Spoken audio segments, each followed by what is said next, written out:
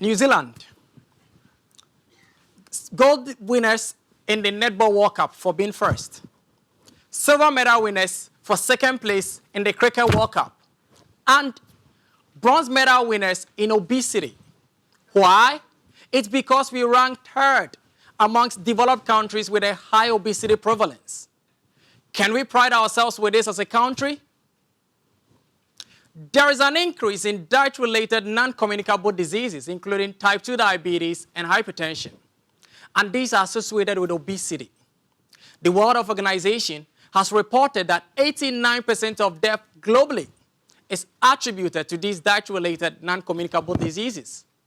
Yet, the quality of a diet impacts on the development and outcomes of these diet-related diseases.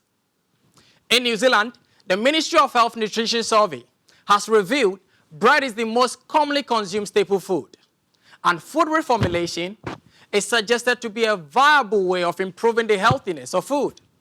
So in my PhD, I reformulated bread by enriching it with two vegetables grown here in New Zealand, pumpkin and sweet corn, and I investigated the ability of my bread to lower glucose and insulin release while lowering appetite in my participant by comparing them with the $1 white and the $1 wheat meal bread.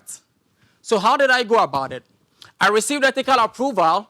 I recruited my participant who came to my lab on 3 separate days to eat each of the 3 breads. I sampled their blood before and after eating the bread and made them indicate how full they were as they ate the bread. The results revealed the consumption of the vegetable-enriched bread resulted in a lower glucose release. But particularly for the insulin release, it was even significantly lower when compared to the $1 white and the $1 wheat meal breads. This is great because a lower insulin release means there is less pressure on the beta cells of the pancreas that produces insulin. So this means for my participants, there is a less risk of them developing diabetes in the long term or in the future. Again, the consumption of the vegetable-enriched bread made the participant feel full over the 2-hour period. So meaning there is a less tendency for them to snack or even feel the desire to eat, which is good against developing obesity in the long term. So what is the implication of my study? There is a need to promote bread reformulation using other underutilized vegetables grown here in New Zealand.